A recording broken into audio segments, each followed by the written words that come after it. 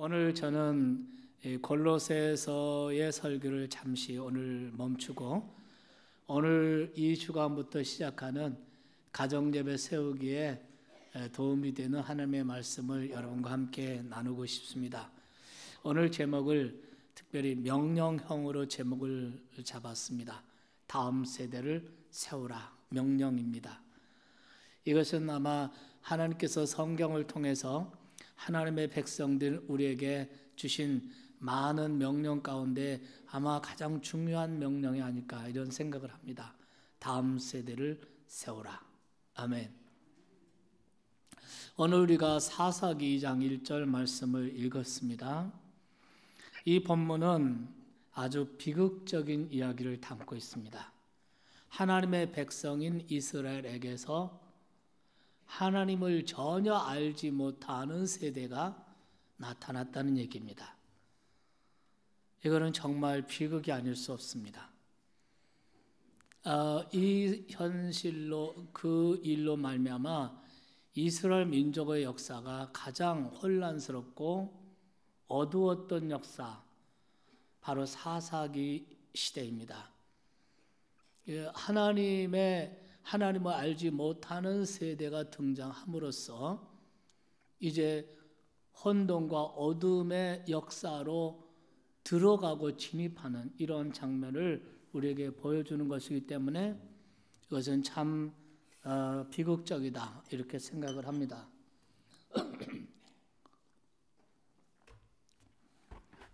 이제 우리가 모세의 시대를 이어서 여호수아 세대가 나왔습니다. 모세 세대는 하나님께서 430년 동안 에집트에서 노예 생활하고 그들의 고통의 부르짖음을 하나님이 들으시고 모세를 통해서 이스라엘 자기 백성들을 이끌어내십니다. 자유를 주시고 해방을 주시죠. 하나님께서 그 10가지 재앙을 통해서 에집트 바로 황제의 그 막강한 권세를 거꾸러뜨리죠. 그리고 그들을 이끌어내셔서 홍해를 기적처럼 가르시고 이스라엘 백성을 광야로 인도하십니다. 하나님의 백성 이스라엘 백성들이 광야 40년 생활을 하면서 하나님께서는 구름 기둥과 불 기둥으로 그들을 보호하시고 인도하셨습니다. 그 땅은 또 농사를 짓거나 정착할 수가 없었기 때문에 양식이 없습니다. 하나님께서 하늘에서 만나라고 하는 양식을 내려주셨습니다. 또 물이 부족할 때는 오아시스를 만들어서 물을 마시게 해주시고 때로는 반석을 쳐서 거기서 샘이 솟게 하여 주셨습니다. 그렇기 때문에 모세의 시대의 사람들은 하나님이 어떤 분이신지 잘 알고 있습니다. 그리고 그 하나님을 체험했습니다. 그리고 그 하나님을 매일매일 바라보며 살았습니다. 모세 시대에 하나님을 모르는 사람은 아무도 없었습니다. 모세가 느보산에서 최후에 하나님께로 돌아가고 이제 세상의 삶을 마감했을 때 하나님께서는 여호수아라는 사람을 통해서 이스라엘의 지도자가 되게 하십니다. 여호수아는 이스라엘 백성들을 이제 요단강을 건너서 그리고 가나안 땅에 진입해서 가나안을 정복해야 합니다. 여러분, 그 가나안 땅은 하나님께서 일찍이 이스라엘의 조상인 아브라함에게 약속하신 땅입니다. 이 땅을 너와 내 자손에게 주리라 하신 땅입니다.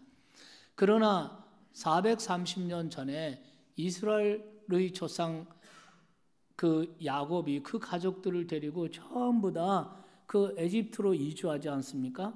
그리고 430년 지났는데 이미 그 약속의 땅에는 다른 민족들이 와서 진을 치고 거기서 삶의 터전을 잡고 있었습니다. 그렇기 때문에 여호수아는 이스라엘 백성들을 이끌고 가나안에 진입해서 그들과 정복 전쟁을 해서 그들을 쫓아내고 그를 정복하고 차지해야 되는 막중한 사명이 있었습니다. 여호수아는 하나님을 신뢰하고 믿었습니다. 하나님께서는 여호수아에게 내가 모세와 함께 있던 것 같이 너와 함께 있을 것이다. 마음을 강하고 담대해라. 내가 발로 밟는 땅은 모두 너와 네 자손에게 줄 것이다. 하나님이 약속해 주셨습니다. 그리고 요단강을 건널 때 하나님께서 기적적으로 요단강을 건너게 하십니다. 그리고 여리고성을 무너뜨립니다. 오늘 성가대 찬양 가사죠. 이스라엘 백성들이 하나님의 명령을 따라 그 하루에 한 번씩 그 견고한 철옹성인 여리고성을 한 바퀴씩 돕니다. 그리고 마지막 7일째는 7바퀴를 돌아요. 그냥 행군을 하는 것입니다.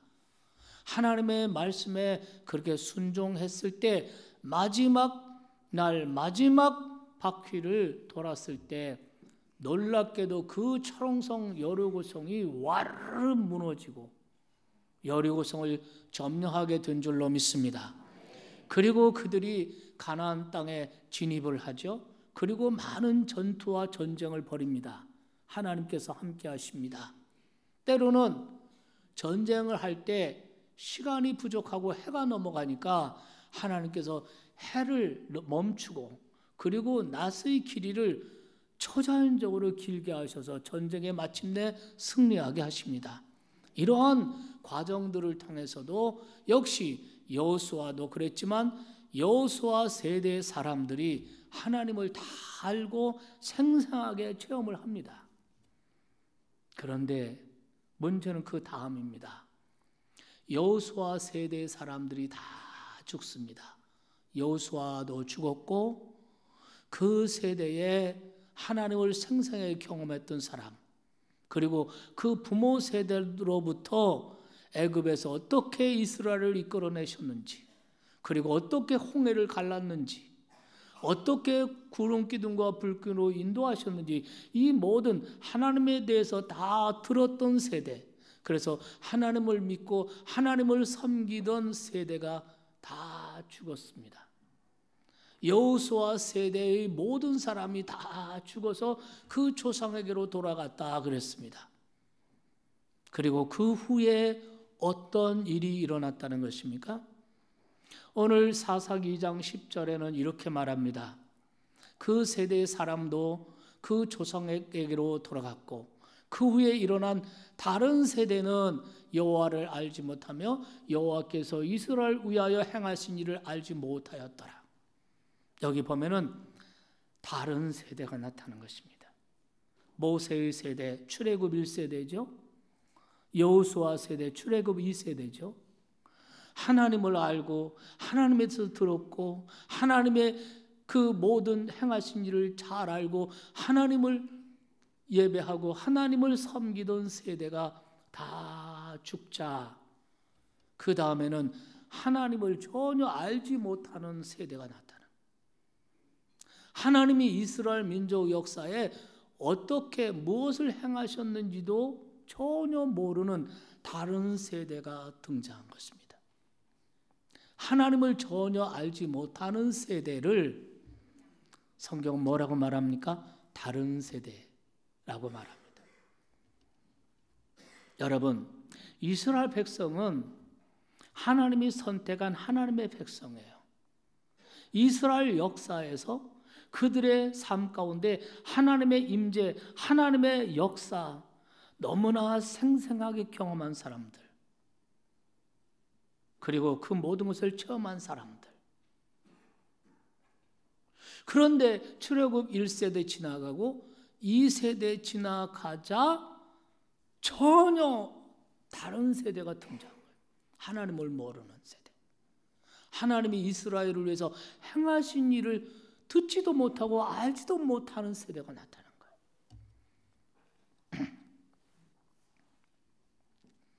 여러분, 이것이 이해가 되는 일입니까? 모세의 뒤를 이어 다음 세대로 여호수아가 있었다면 여호수아 그 다음 세대도 여호수아처럼 하나님을 잘 섬기는 세대가 되어야 하는데 어떻게 하나님을 알지도 못하고 듣지도 못하는 세대가 등장했단 말입니까? 우리가 생각해 봐야 할 문제는 바로 이것입니다.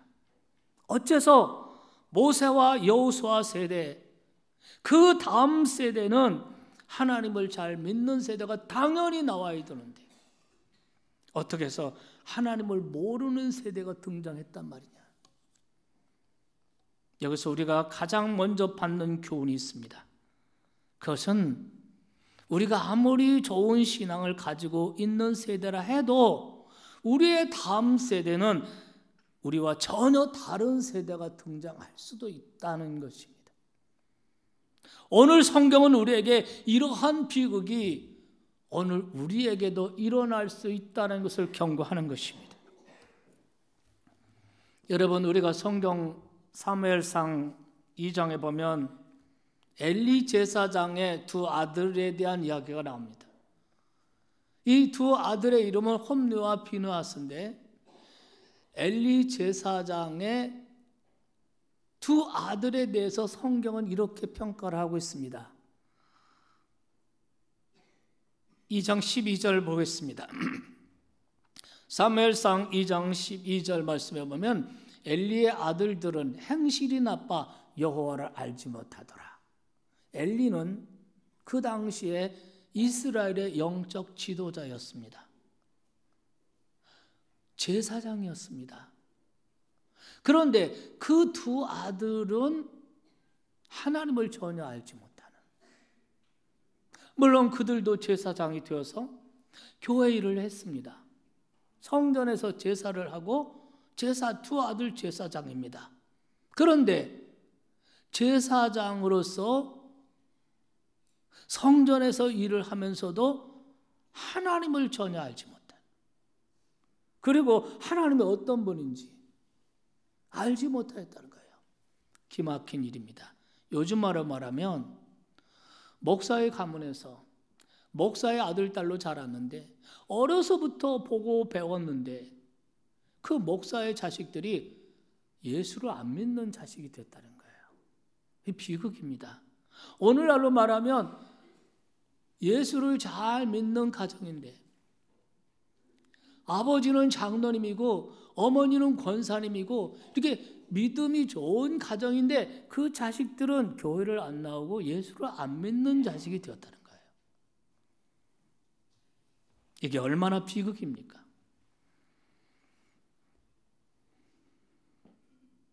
이것이 우리에게 주는 메시지가 뭡니까? 아버지, 어머니, 부모가 아무리 믿음이 좋고 믿음이 훌륭하고 하나님의 일을 많이 하더라도 저절로 다음 세대가 하나님을 잘 섬기는 일이 저절로 되는 것은 아니라는 거예요. 다른 세대가 등장할 수도 있다는 것입니다. 어떤 분은 이런 말을 하실지 모르겠어요. 그거야 엘리 제사장의 믿음이 좋지 않아서 그 제사장 부모, 그 엘리의 믿음이 좋아야 되는데 별로 좋지 않으니까 자식이 그렇게 된 거 아닌가, 이렇게 생각할 수가 있습니다. 물론 엘리 제사장의 믿음이 신앙 상태가 그렇게 좋았던 건 아닌 것 같습니다. 부모의 신앙이 엉망이면 자식의 신앙도 엉망일 가능성이 높습니다. 그런데 여러분, 이 사람의 얘기를 들어보면 여러분 생각이 달라질 겁니다. 여러분 사무엘 선지자를 아십니까? 사무엘 선지자는 하나님 앞에 얼마나 귀하게 쓰임받은 사람입니까? 그 사람을 통해서 이스라엘의 두 왕, 사울 왕과 다윗 왕이 탄생했습니다. 그는 기도의 사람이었습니다. 자기 민족을 위해서 기도를 하루라도 쉬면 그걸 죄라고 생각했습니다. 그는 정말 기도의 사람이었습니다. 블레셋이 이스라엘을 쳐들어와서 전쟁이 일어났을 때 백성들을 다 미스바 광야에 불러 모아놓고 거기서 3일 동안 금식하며 기도해서 하나님의 능력으로 블레셋을 물리쳤습니다. 여러분, 사무엘의 믿음, 사무엘의 신앙 대단합니다. 그런데 그에게도 아들들이 있었습니다. 그럼 그 아들들은 어떻게 되었을까요? 아버지의 믿음이 이렇게 훌륭하니 그 자식의 믿음도 당연히 그 다음 세대도 믿음이 하나님을 잘 섬기는 이런 세대가 되어야 하지 않습니까? 그런데 성경은 이렇게 말하고 있습니다. 사무엘상 8장 3절 말씀 보면은 그의 아들들이 자기 아버지의 행위를 따르지 아니하고 이익을 따라 뇌물을 받고 판결을 굳게 하니라. 이런 짓을 하다가 백성들의 원성을 사고, 그래서 선지자 사무엘의 권위가 무너지고 결국 우리에게 다른 종족들처럼 다른 나라처럼 왕을 세워달라고 해서 왕정 시대로 넘어가는 것을 볼 수 있습니다.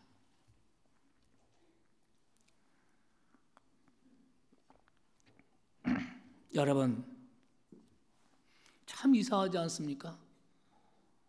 엘리 제사장은 그 자신이 신앙 생태가 좋지 않아서 그렇다 치더라도 사무엘과 같이 훌륭한 믿음의 부모 밑에서 어떻게 그 자식들은 아버지의 믿음을 따르지 않고 이익을 따라 뇌물을 받고 악한 판결을 굳게 만들고 이렇게 할 수가 있습니까?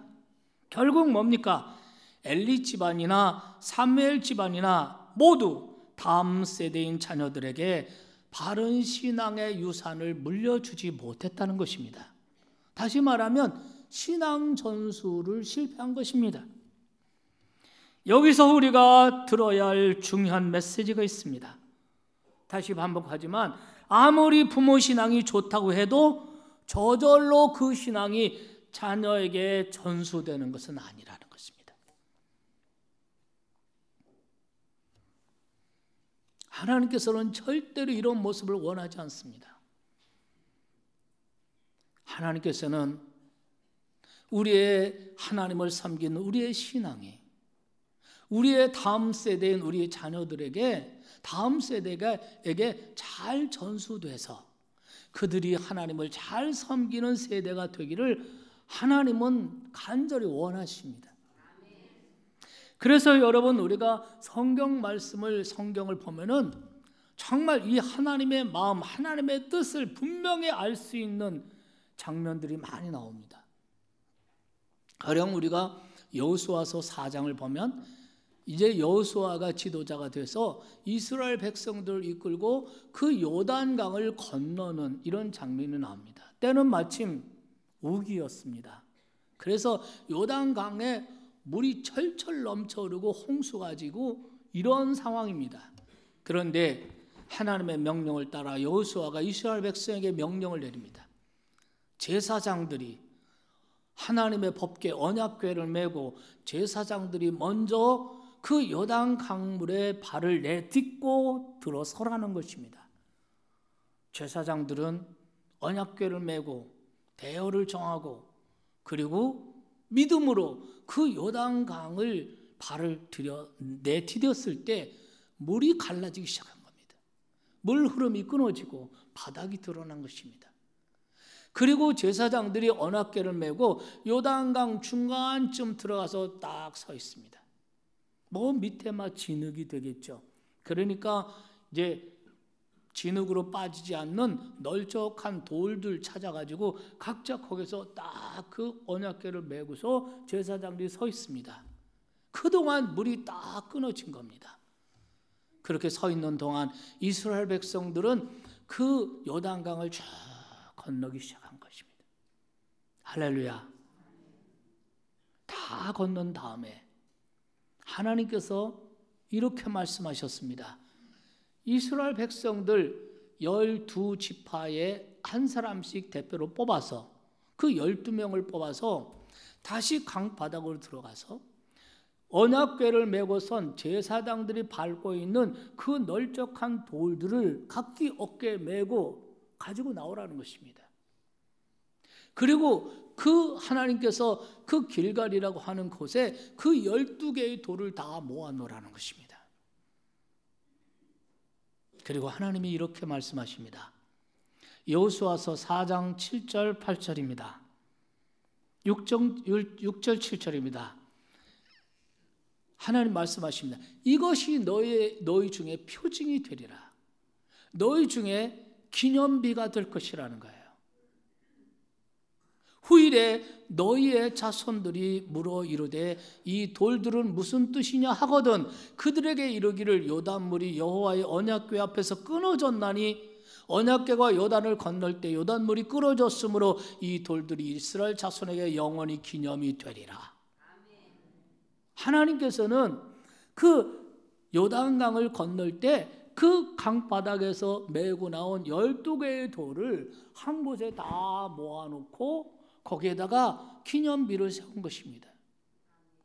12개의 돌 모아놓고 하나님 말씀 이것이 너에게 표징이 되리라.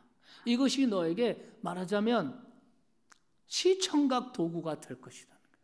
너희 자손 대대로 너희 자손들이 후대에 아버지 이게 뭐예요? 여기 왜 이 돌이 이렇게 서 있어요?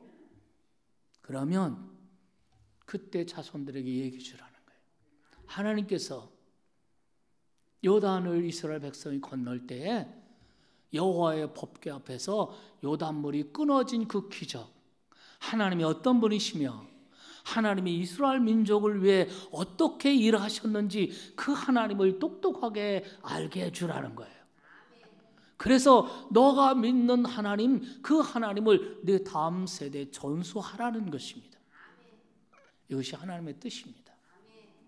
하나님은 여러분과 내가 믿는 하나님, 새벽에 나와서 기도하고 주일마다 와서 하나님을 예배하고 그 하나님을 너의 다음 세대에 전해주라는 것입니다. 여러분, 우리가 하나님께서 이스라엘 백성에게 율법을 주시잖아요. 그 율법을 주시면서 하나님께서 너희 이스라엘 남자, 택한 남자 이스라엘 남자들은 1년에 3차례씩 내가 택한 곳에서 이 절기를 지켜라 하고서 하나님께서 소위 3대 절기를 주세요. 이 절기 때마다 이스라엘 백성들은 지금도 유대인들은 일주일 동안 휴가입니다. 그래서 이 절기를 지켜요. 그 절기 중에 3가지가 뭡니까? 유월절, 그리고 오순절, 초막절입니다. 여러분, 이 유월절은 이스라엘 백성들이 430년 동안 애굽에서 노예 생활하고 그 고통을 하나님께 부르짖을 때 하나님께서 모세를 보내서 이스라엘 백성을 이끌어내십니다. 이집트의 바로 그 권세, 이집트가 최대로 막 그 남쪽에서 제국을 형성하고 있는 그 막강한 그 바로의 권세를 깨뜨린 거 하나님이셨습니다. 10가지 재앙을 통해서. 그리고 마지막 재앙이 뭐예요? 마지막 재앙은 짐승이든 가축이든 사람이든 첫 새끼는 다 쳐서 죽이는 겁니다. 그 밤에 하나님께서 이스라엘 백성들에게 말씀하십니다. 양을 잡아서 그 피를 받아가지고 너의 집 문설주와 임방에 그 어린 양의 피를 바르라는 것입니다. 그러면 내가 그것을 보고 내 백성인 것을 보고 그것을 패스오버, 유월한다는 거예요. 패스오버. 그래서 그 밤에 그 에집트의 모든 왕으로부터 일반 백성까지 첫 새끼는 다 죽는 죽음의 밤이었습니다. 그런데 이스라엘 백성은 한 사람도 죽지 않았습니다. 그 날을 기념하여 유월절을 지키라는 거예요. 이스라엘 백성이 40년 동안 광야를 지납니다. 물이 있습니까? 양식이 있습니까? 농사를 해서 과일을 채소가 있습니까? 아무것도 없습니다. 하나님께서 만나를 내려주십니다. 그들에게 나침판이 있습니까? 그들이 태어나서 어디 한 번이라도 그 광야길을 가본 적이 있습니까? 하나님께서 구름 기둥과 불 기둥으로 그들을 인도하셨습니다. 그리고 낮에는 태양을 가려주기 위해서 구름 기둥이 피어나서 시원하게 해줬습니다. 밤에는 또 불 기둥이 일어나서 그들을 따뜻하게 만들어 주셨습니다. 할렐루야. 그 광야 40년을 하나님이 어떻게 그들을 인도하시고 어떻게 지켜주신지를 기념하기 위해서 주신 절기가 초막절입니다. 그래서 지금도 이스라엘 사람, 유대 사람들은 어떻게 하냐면 이 초막절 휴가가 되면 이 사람들 밴에다가 전부 다 야영 장비 싣고 그리고 광야로 나갑니다. 거기서 텐트를 치고 야영을 하면서 자녀들에게 그 이야기를 해주는 것입니다. 믿으시면 아멘 합시다. 여러분, 6월절이 되면은 6월절 휴가를 지키면서 가족들에게 자손들에게 얘기하면 그때 그 하나님께서 어린 양의 피를 보시고 넘어가시고 그 구원을 받은 그때를 얘기해 주시는 것입니다. 과거에서 40년 살다 보니까 그들이 얼마나 힘듭니까? 사실 만나를 처음 먹을 때 그 맛이 꿀 섞은 과자처럼 맛있다고 그랬습니다. 그러나 사람은 흙에서 왔기 때문에 흙에서 나는 곡식과 야채를 먹어야 좋습니다. 근데 40년 만나 먹고 나니까 너무 질려. 그러나 곡식 먹을 수 있습니까? 야채를 먹을 수 있습니까? 그러다가 가나안 땅을 정복하고 들어가서 거기서 야채도 먹고 할렐루야, 곡식도 거두고 이래서 첫 열매를 거둬서 하나님께 감사하는 그 첫 열매 축제가 뭐냐면 오순절입니다. 오순절을 지키면서 하나님께서 어떻게 가나안 땅에 젖과 꿀이 흐르는 땅 우리에게 주셨고 하나님께서 어떻게 우리에게 양식을 주셨는지 얘기해 주는 겁니다. 여러분, 그러니까 이스라엘의 이 3대 절기는 우리나라의 설 명절 또 추석 명절이 있듯이 이스라엘에게는 그것이 하나의 문화하고 신앙입니다. 그 하나님께서 왜 3대 절기를 만들게 해주셨나? 그 하나님의 마음이 무엇입니까? 그것은 다음 세대가 하나님을 전수해 주라는 거예요. 하나님 이야기를 해 주라는 거예요. 믿으시면 아멘 합시다.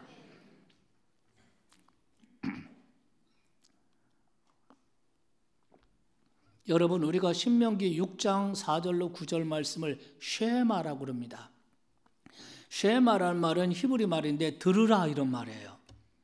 자손들에게 하나님의 말씀을 가르치고 하나님을 전하라는 겁니다.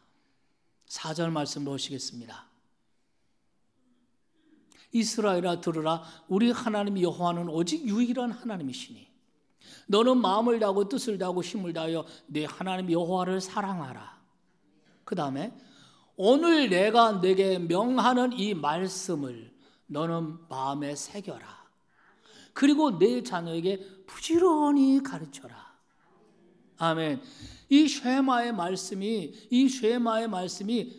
이 말씀 속에 하나님의 마음이 들어있지 않습니까? 하나님은 뭘 원하십니까? 하나님을 믿는 우리가 우리의 그 하나님의 말씀을 우리 가슴에 새길 뿐만 아니라 아멘. 그 하나님의 말씀을 자녀에게 부지런히 가르쳐라 이렇게 되어 있습니다. 너는 교회에다 애들 교회 내보내라. 교회에서 하나님 말씀 잘 가르칠 테니까 너는 집에서 육신 먹을 거 잘 먹이고 잘 입히고 육신 공부 잘 시키고 학원 보내고 뭐 이렇게 해라. 성경에 이렇게 되어 있습니까? 아닙니다. 내 가정에서 부지런히 자녀에게 하나님 말씀 가르치라는 거예요. 깨달으시면 아멘 합시다. 여러분, 오늘 본문인 시편 78편에도 보면 이런 말씀이 있어요. 보실까요? 3절 말씀부터 보겠습니다. 이는 우리가 들어서 아는 바요. 이 시편 기자도 하나님의 말씀, 하나님에 대해서 부모들, 자기 조상 부모들에게 그 하나님을 들어서 안다는 거예요. 믿습니까? 이는 우리가 들어서 아는 바요. 우리의 조상들이 우리에게 전한 바라. 그 다음에 4절. 우리가 이를 그들의 자손에게 숨기지 아니하고 여호와의 영예 그의 능력 그가 행하신 기이한 사적을 어디에 전하리로다? 우리 후대에 전하리로다. 5절 말씀. 여호와께서 증거를 야곱에 세우시며 법도를 이스라엘에게 청하시고, 이 말 증거 법도는 하나님의 율법, 하나님의 말씀이에요. 하나님께서 하나님의 율법을 말씀을 정하시고 조상들에게 명령하시기를 그들의 자손에게 알리라. 이렇게 명령하셨다는 거예요. 6절 말씀. 이는 그들로 후대 곧 태어날 자손에게 이를 알게 하고 그들은 또 일어나 그들의 자손에게 일러서. 여기서 알게 하다, 전하다 이런 말이 6번이나 반복해요. 이게 하나님의 마음이에요. 예수를 믿고 구원받은 천국과 지옥을 믿고 예수 그리스도가 우리의 주님이시는 거, 하나님이 천지의 창조주 하나님이시라는 것을 믿고 섬기는 여러분에게, 여러분을 향한 하나님의 뜻, 하나님의 마음은 뭐냐면 그 하나님을 부지런히 자들에게 전수하라는 거예요. 믿으시면 아멘 합시다. 여러분, 하나님은 그것을 강력하게 원하셨어요. 그러면 여러분, 기왕의 말씀 나눈 길에, 그러면 우리가 세워나갈, 우리가 세월 다음 세대의 모습은 어떤 모습이어야 할까요? 시편 78편 7절 8절을 보시겠습니다. 다 같이 읽겠습니다. 그들의 소망을 하나님께 두며 하나님께서 행하신 일을 잊지 아니하고 오직 그의 계명을 지켜서 그들의 조상들 곧 완고하고 패역하여 그들의 마음이 정직하지 못하고 그의 심령이 하나님께 충성하지 아니하던 그 세대와 같이 되지 않게 하려 하심이라. 여러분, 우리가 하나님의 말씀 우리 마음에 새기고 나의 삶 가운데 구원과 능력과 은혜를 베푸신 그 하나님을 우리의 자손에게 알리고 전해주어서, 아멘, 알리고 전해주어서 그들이 소망을 하나님께 두고, 아멘, 소망을 하나님께 두고 그들이 하나님의 말씀, 하나님의 계명, 하나님의 말씀을 순종하게 하고, 바로 이 네 가지가 우리가 세워가야 할 세대, 다음 세대의 모습이에요. 소망을 하나님께 두는 세대, 하나님의 말씀에 순종하는 세대, 마음이 정직한 세대, 하나님께 충성하는 세대. 단순히 시간적으로 우리의 다음 세대, 넥스트, 다음 세대, 넥스트 제너레이션이 아니라 이런 새로운 뉴 제너레이션. 믿으시면 아멘 합시다. 소망을 하나님께 두고 하나님의 말씀인 성경을 하나님의 진리의 말씀으로 믿고 그 말씀을 내 가치관, 내 세계관, 그 말씀을 내 믿음의 기준으로 삼고 내 생활의 기준으로 삼고 그 말씀에 순종하는 세대. 믿으시면 아멘 합시다.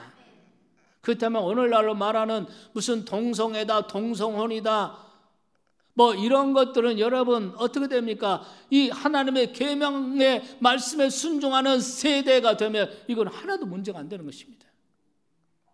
그런데 오늘날 수많은 청소년 젊은이들이 이 동성애의 이 인권이고 평등이고 이러한 미명하에 그냥 휩쓸려 가는 것입니다.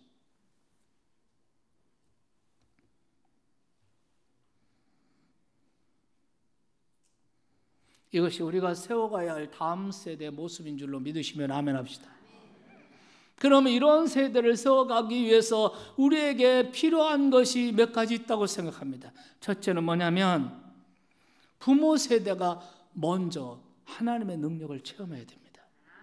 우리의 신앙이 이론적이고 사변적이 되어서는 안 됩니다. 우리가 하나님의 능력을 체험하셔야 됩니다. 하나님의 임재하심, 하나님의 살아계심, 우리의 생활 속에 하나님의 능력을 체험하며 살아야 합니다. 그래야 그 하나님이 우리 가슴에 새겨집니다. 믿으십니까?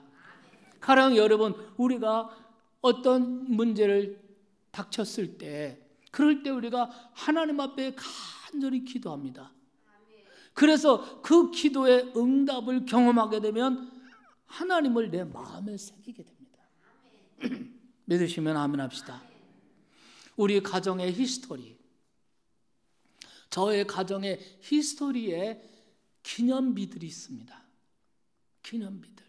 제가 어렸을 때 제 밑에 동생, 7살 차이 나는 동생, 지금 시카고에서 목회하고 있는 그 동생이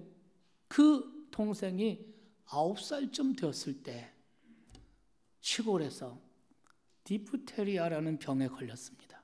나중에 아니까 디프테리아예요. 그 아이를 죽습니다. 이 숨이 안 쉬어져요.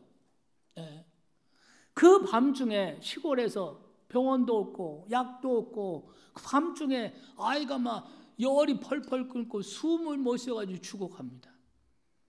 근데 우리 어머니가 옆에서 기도하는 거예요. 하나님 이 아이 살려주세요. 그거 막 기도를 하는 거예요. 저는 그때 어린 주일학교 학생 아닙니까? 그때 저도 어머니 기도하니까 하나님께 기도했습니다. 하나님 우리 동생 살려주세요. 하나님 우리 동생 살려주세요. 근데 하나님께서 그 밤에 기적을 행하셨습니다. 그 다음날 아침이 됐는데 열이 쫙 떨어진 거예요. 그래서 병원에 가니까 큰일 날 뻔했다고. 디프테리아였다는 거예요. 믿으십니까? 이런 것이 가정에 이런 것이 쌓이면 그것이 하나의 가정의 신앙의 기념비가 되는 것입니다. 아, 그때 하나님이 우리의 기도를 들어주셨어. 그 마음에 새겨집니다. 그 기념비가 너에게 표징이 되리라. 믿으시면 아멘 합시다. 그리고 우리의 다음 세대에게 그 하나님을 얘기해 주는 것이죠. 그렇기 때문에 여러분, 우리의 신앙이 단순히 사변적이고 이론적이고 형식적인 신앙이 아니라 하나님의 임재와 하나님의 능력을 체험하는 신앙이 먼저 돼야.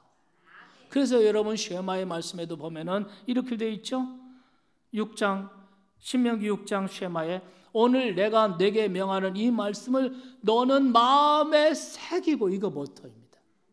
부모 세대인 우리의 가슴에 먼저 하나님을 새겨야 합니다. 믿습니까? 그래야 자녀에게 하나님을 가르칠 수가 있습니다. 그럼 이제 더 중요한 거, 그러면 하나님을 내가 체험하고 하나님을 내 마음속에 새겼어. 그래서 정말 부모 세대인 우리는 정말 새벽 기도도 하고 11조도 드리고 십자가 부활신앙 우리가 믿고 천국과 지옥도 믿고, 할렐루야, 성경적인 가치관을 가지고 이 통성회는 이거는 하나님의 창조의 질서를 역행하는 것이야, 이런 판단이 생겨요. 그런데 우리가 이런 신앙을 가졌다고 해서 저절로 우리의 자녀들이 그 신앙을 이어받냐? 그게 아니라는 거예요. 우리는 선지자 사무엘의 집안을 통해서 그것을 확인할 수 있었습니다. 그럼 어떻게 해야 될까요? 우리가 자녀에게 부지런히 가르쳐야 되고 신앙을 가르치고 신앙을 전수할 기회들을 우리가 적극적으로 만들어 가야 된다는 거죠. 믿으시면 아멘 합시다. 그래서 둘째는 신앙을 가르칠 기회를 적극적으로 만들어라는 것입니다. 하나님께서 요단강을 건널 때 그냥 다 부지런히 건너고 끝나면 되는 건데 하나님이 왜 다시 들어가서 그 무거운 돌을 어깨에 메고서 나오게 하셨습니까? 그리고 길갈까지 그것을 메고 가서 거기서 다 모아서 기념비를 세우게 하신 이유가 뭡니까? 나중에 많은 세월이 지나고 자녀들이, 후손들이 이게 뭐예요? 라고 묻거든 그때 하나님을 얘기해 주라는 거예요. 그러니까 신앙을 전수하고 하나님을 전해줄 기회를 적극적으로 만들라는 것입니다. 깨달으시면 아멘 합시다. 그렇다면 여러분, 오늘 이 하나님의 뜻, 하나님의 명령을 오늘 우리가 실제적으로 적용한다면 그게 무엇이겠습니까? 가장 중요한 것은 가정에서 예배 드리는 거예요. 가정에서 아이들이 학교에서 돌아오고 직장에서 일터에서 가족이 다 모이면 뭐 합니까? 밥을 먹어요. 그리고 각자 자기 방에 들어가요. 공부하고 또는 컴퓨터하고 또 게임도 하고, 또 부모들은 거실이나 텔레비전, 그 시간도 좋은 시간이겠죠. 휴식할 수 있는 시간 좋은 시간입니다. 그러나 적어도 일주일에 한 번이라도 가족들이 모여서 하나님을 찬양하고, 믿습니까?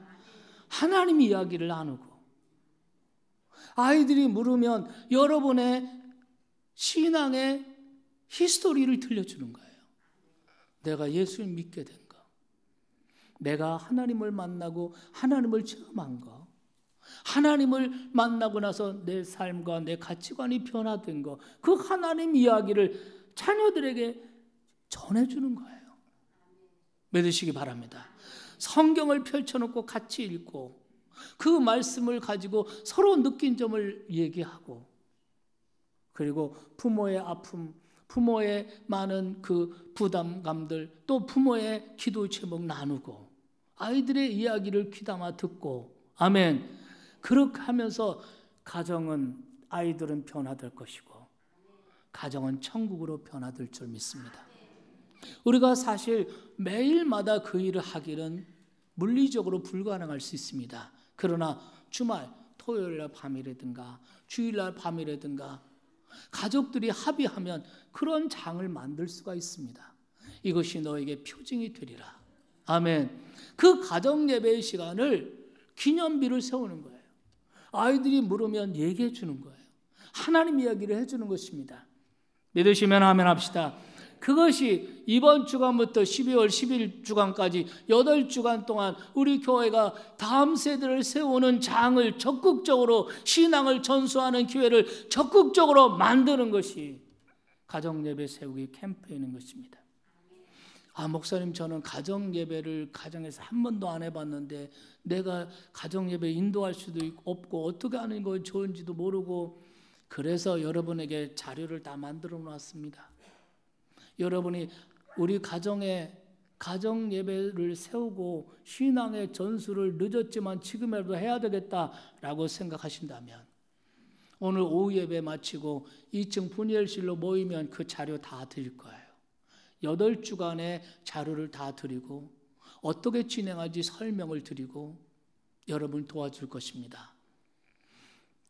여러분, 지금 우리나라, 우리 대한민국 기독교 역사 130년인데 130년 동안 하나님께서 얼마나 많이 복을 주셨습니까? 교회는 얼마나 많이 부흥했습니까? 여러분, 수백 년 지난, 수천 년 지난 삼국시대부터니까 불교가 제일 오래되고 대한민국 1위 종교 아니었습니까?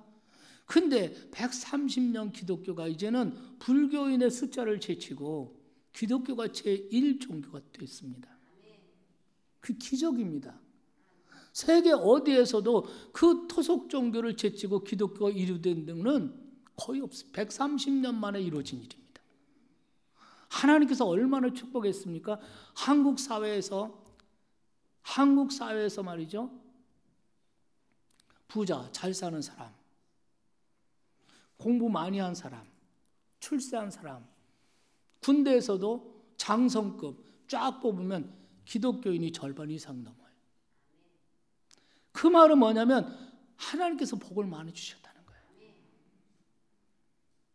우리들은 새벽에 기도하고 11조는 하나님의 것인 줄 알고 정말 힘들고 어려울 때도 11조를 하나님께 드리고, 주일은 주일 범하면 죽는 줄 알고 주일 성수 신앙 지켜왔어요. 그런데 우리의 다음 세대에 우리의 이 신앙이 전수되고 있습니까? 여러분, 한국 교회에서 어린이들이 사라지고 있습니다. 어린이들이 사라지고 있습니다. 여러분, 2016년에 기독공부라는 신문이 있어요. 이것은 우리 교단에서 최대 큰 교단인 장로교 합동측 그 교단 신문입니다. 기독공부에서 그 장로교 합동측 교단에서 지난 10년 동안 어린이 14세 미만의 어린이 숫자가 몇 명이 줄었냐면 10만 8,039명이 감소했습니다. 이것은 한 교단에서 1년에 10,000명의 어린이가 사라진다는 거예요. 여러분, 어린이가 그 교회에서 어린이가 100명 모이는 교회라 그러면 어린이 많이 모이는 거예요. 지금 그러면 100명 모이는 교회가 1,080개가 없어졌다는 얘기, 10년 동안. 그러면 장로교 합동측 교단만 그러냐? 통합측 교단이 있어요. 이 교단도 전국의 교회가 8,400개쯤 돼요. 8,400개 교회 가운데 주일학교, 교회 학교가 어린이가 한 사람도 없는 이런 교회가 50%입니다. 그리고 지난 10년간 역시 27만 1922명이 17만 6177명으로 10년 동안 역시 이 교단은 10만 명 어린이가 사라졌어요. 어린이 사라졌습니다. 이 교단에서는 2016년에 작년이죠. 2016년에 교세 통계 보니까 2만 6천 명 교인이 줄었습니다. 그런데 충격적인 것은 2만 6천 명 가운데 77%가 어린이와 청소년이야.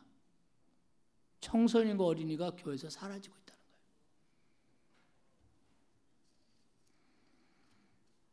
감리교회도 역시 마찬가지예요. 제가 이 설교를 위해서 이 설교를 위해서가 아니라 교단장으로서 다음 세대를 세우기 위해서 정책을 세우려니까 다 다른 교단 다 봤어요. 10년 동안 50%가 사라졌습니다. 절반이 사라졌어요. 기독교 성결교회도 마찬가지예요. 기독교 성결교회는 2015년 한 해 동안 1만 1097명의 어린이가 사라졌습니다.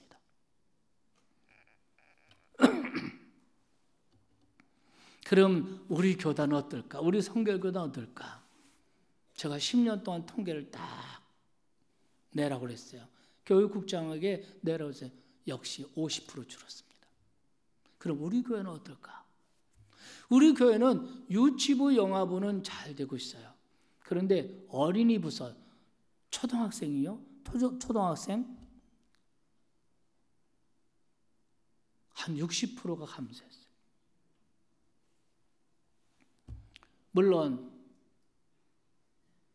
인구 증가율이 급속하게 떨어지고 어린이 인구가 급속하게 감소된 건 맞아요. 우리 교회가 이쪽으로 와서 예배당 집회할 때 여기 옆에 있는 학교에서 목사님이 좀 그 학교도 이제 새로 신설한 거니까 목사님이 좀 운영위원회를 맡아주세요. 그래서 내가 전도할 요량으로 운영하면 그때 1,400 몇 명이었어. 지금은 한 870명인가 그래요. 절반 딱 들었어. 그러나 이런 인구 감소 때문만은 아니라고 생각해요. 교회도 책임이 막중합니다. 어린이 세대, 다음 세대를 위한 열정이 부족했어요. 힘쓰지 못했습니다. 성인교회는 목회의 대상으로 생각하고 어린이는 그냥 관리 대상으로 생각했어요. 관리 대상으로 생각하니까 어린이 전문, 청소년 전문 지도자를 양성을 못했어요. 지금도 양성이 안 되고 있어요. 그래서 우리 교단에서 세례교인이 교육 의무금을 걷어가지고 이걸 가지고 신학대학에 다음 세대 지도자들을 세우는 일에 집중하자. 이거부터 하자.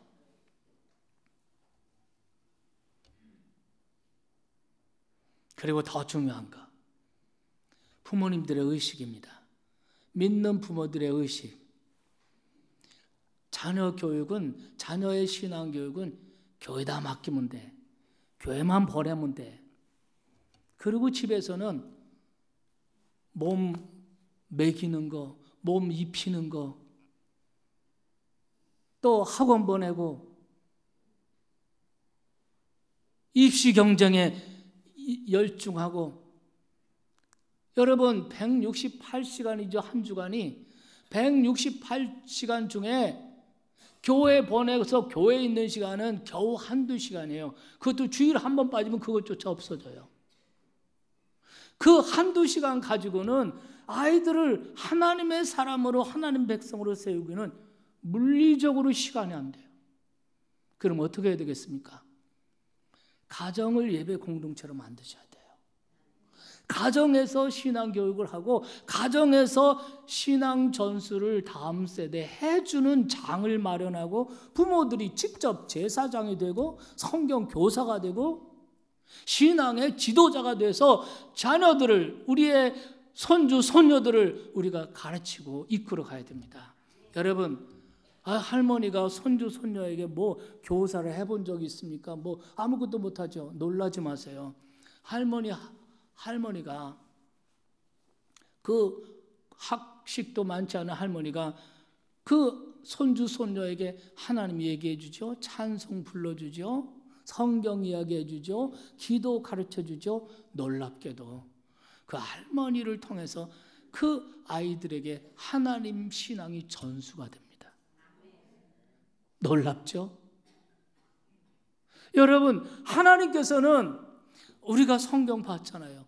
절기를 만들어 주신 것도, 요단강을 건너다가 그 돌을 가져다가 무더기를 쌓아놓은 것도, 그리고 시편 78편에도 계속 전해주고 알리고 전해주고 알리고, 할렐루야.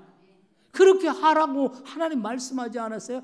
가정에서 신앙 전수가 이루어지고 가정을 예배 공동체로 세워가는 것이 하나님의 뜻이고, 그렇게 할 때 우리의 다음 세대가 하나님을 잘 섬기는 세대가 되는 것이지. 교회다만 맡겨놓고 집에서는 먹을 거 주고 입을 거 좋은 거 주고 남 부럽지 않게 뭐 육신의 것만 그저 애쓰면 되는 일이냐고요. 그게 안 된다 이것입니다. 늦었지만 여러분이 의식의 변화를 가지시고 가정을 예배의 공동체로 만드세요. 가정을 신앙교육의 장으로 만드세요. 그래서 가정에서 부모가 내 가슴에 새긴 그 하나님을 자녀에게 부지런히 가르칠 수 있는 적극적으로 그런 기회를 만드는 여러분이 되시기를 주님의 이름으로 축원합니다. 다음 세대가 아니라 다른 세대가 등장한다면 이것처럼 비극이 없을 것입니다. 하나님께서 이번 가을에 가정 예배를 세우는 일에 여러분이 모두 사명감 갖고 오늘 이 설교, 이 성경 말씀, 하나님의 말씀을 들은 사람들은 한 사람도 예외 없이 여러분에게 중대한 사명이 주어졌습니다. 다음 세대를 세워라. 아멘.